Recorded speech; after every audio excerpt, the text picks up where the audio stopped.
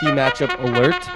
Clemson at Ohio State, or not at Ohio State, in the Sugar Bowl, 2 versus 3, and it's a rematch. It's redemption, baby. I'll tell you what, though, Ohio State this year doesn't look like as good as they did last year. No, I no. think Justin Fields makes a lot of really questionable decisions when he's scrambling and when he's pressured.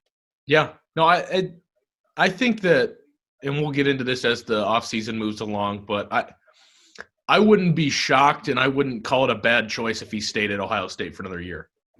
I don't think he wants to. I think he knows that he's going to be a top 5 pick in the draft. But yeah, I would agree. Even, yesterday, just forcing it into tight coverages where he doesn't necessarily have, he doesn't necessarily have the angle to make a throw. And it sounds dumb because Trey Sermon ran for 300 some yards yesterday.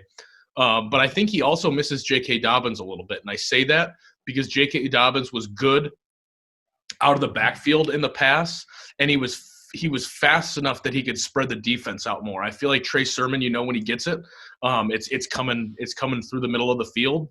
And so I think that teams have the ability to kind of spread out on and go more of a zone against Justin Fields this year, just because they're not worried about J.K. Dobbins and his speed kind of coming out of the backfield. Yeah, in Northwestern, Pat Fitzgerald, like we talk about every week, the man is a damn good coach. He's a good schemer, and that game was a good game. It was. That was a defensive battle for a long time, and Ohio State is a second-half team. They're going to have to do a lot to beat Clemson. They're going to have to do a lot. Yeah, no, they are going to have to do a lot. I'll be interested to see it. Here's the really interesting thing that is hard to predict. Now that we're getting into the playoff, I'm having a really tough time figuring out what's going on, just because we haven't seen any of these teams against each other. Yeah, I'm looking for the remote. We only know Ohio State is the best team in the Big Ten. We've got no idea how the Big Ten stacks up against everybody else this year. Yeah, you're right. We know that Clemson, last night was better than Notre Dame, and we know that the top 2 teams in the ACC. But we've got no idea how the ACC compares to the SEC this year. So it's hard to predict. It's really hard to predict because I think Ohio State is the clear-cut best team in the Big Ten, but we've got no idea how that stacks up against a team like Clemson. No, I completely agree. I think this is the best matchup, Ohio State Clemson. Obviously, it's 2-3, but for my prediction, I think I want Ohio State to win this game because I want to see a Notre Dame Ohio State national championship. I think it'd be different. Yeah. I think people would enjoy different, even though a lot of people hate Notre Dame and Ohio State. Yeah. But I just don't want to see an Alabama Clemson natty again. It's just I hate the parody of it, and it's just consistent. Yeah. And what's crazy to me is that if we see it again, it's going to feel like it goes back. It just goes back and forth. This will be Trevor Lawrence's 3rd time in the college football national title game in 3 years. If he wins this, it'll be 2 quarterbacks in Mac Jones and Trevor Lawrence. It's like Deshaun Watson's there again, and 2 is there. It's the same storyline. It's NFL quarterbacks, playmakers, a good Clemson defense. Who's going to win? It'd be the same storyline. So seeing an Ohio State Notre Dame final would be a lot of fun. Yeah, I think they gotta get to Trevor Lawrence. What Notre Dame didn't do was they let Trevor Lawrence run, and they had him sacked a bunch of times, and he got out and he made plays, and that's what he did. And what they did to Ian Book was, that guy had no time in the pocket, and that's a great offensive line. Yeah, he was running for his life, and you get Trevor Lawrence in the pocket to keep him there and complete the sack, you have a chance. And it's going to come down to stopping 16. Yeah. That's all it ever is going to come down to. Yeah, I think they have the offense to beat Clemson's defense. That's no question. Well, and that's what I was going to say is that there's no questions about Ohio State offensively. Ryan Day's an excellent offensive mind. He'll find a way to scheme against Will Venables. They'll have a good game offensively. I think.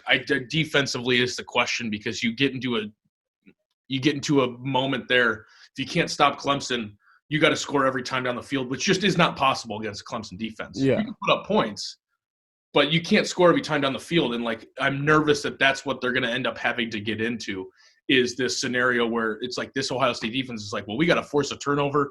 Like, I don't know what to do here because, like, we can't stop anybody. Will Venables is a beast. Yeah, dude, he knows what he's doing. He's unbelievable year in and year out. But to go on that Ohio State Northwestern game, I think that was a similar thing to the Notre Dame game. They have a similar bounce back type week. Justin Fields, that interview, was pissed off. He knew they didn't play well. But again, you get that second chance. I think it's better coming off a loss going into the playoff.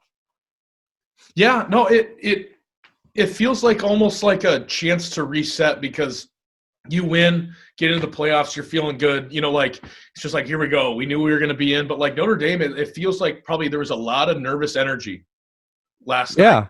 You know, and so you wonder if that, like, now that they're in, it's like almost a wake-up call after how bad that probably felt last night, sitting there wondering if they did enough to stay in. Mm-hmm. Now that they are in, it's like, okay. It's a relief. We get a clean slate here. We get a clean slate. That game literally does not matter. Quite literally, that game yesterday did not matter. Yeah, right now in this moment, it means absolutely nothing. You got a clean slate. You're a good football team. You know who you're playing. You get a week or so to scheme against it. Get after it. You know what I mean? Yeah. That's kind of where they're at, and I think it's a blessing for Notre Dame to be able to kind of hit the reset button and get they're blessed. They're blessed by Jesus, so it was the reason they were in. Yeah, I think, is that all? No, that's all I got. Did you give me your prediction for the game? Oh, not yet. Yeah, you go. Line it opens up at Clemson, 6.5, right? 6.5, yeah. So that feels tighter than I thought it was going to be. Considering they were a 10.5 favorite against Notre Dame yesterday. Mm-hmm. It feels tight. But either way, I have Clemson winning this one. I think for the reasons I just laid out, I don't think Ohio State's going to be able to get enough stops to stay in the game. I think it'll be a good game at halftime because I think Ohio State's going to score some points. If I had to make a prediction, though, Will Venables makes an adjustment in the second half that, Ryan Day and the Buckeyes just aren't able to keep up with in terms of getting stops. Mm-hmm. I think this is my prediction. I don't know if I made the prediction or not, but I'm going to do it right now, whether I did or not, and whether I changed my mind or not. I think Ryan Day is going to give Urban Meyer a little phone call here, and I think Ohio State wins this football game in an upset. And I think Alabama-Ohio State would be cool too. It would be. But I really want a Notre Dame-Ohio State natty. Yeah. I think those teams match up pretty well. And if they can pull off these upsets, then I'm going to pick Ohio State to win this game. I'm going to cheer for them because I don't want Clemson. I think they're the best team in the country. So if they could fall, I think it's up for grabs for anybody. Agreed. So I'm going to take Ohio State just to differ from you. Okay. But for good reason. Yeah. And that's a college football show. We kind of just threw ourselves into that, Nate. We have – what'd you say? Instant reaction. Yeah, we have a live reaction right there. We're going to have a total kind of college football show similar to this, but different. We're going to talk about all the other teams and what their reactions were and stuff like that with Nick later on this week. And just stay tuned for that. We're into the playoffs, Nate, and it's time for some NFL football. It is time for some NFL football. We're approaching. It's about 1:00 Eastern time on the East Coast. It's about time for some Bears Vikes. Yeah, here we go. Playoff game, baby. All right, Nate. It's been a pleasure, man. Signing off here. Oh, make sure you leave. If you made it this far in the video, please like, subscribe, hit the notification bar on YouTube. Really help us out. And follow us on all platforms: Twitter, Instagram, Facebook, Pinterest, TikTok, all the above. We are on everything. And we also have a website, FanNoiseSports.com, and hit us up there. Nate, it's always a pleasure, my friend. Always a pleasure. Always a pleasure. All right, FanNoise out. Now there it is. Touchdown, BYU wins. Give him a chance to make a play here. Lined up in the slot on 4th and 11. Bryant on 4th and 11. Down.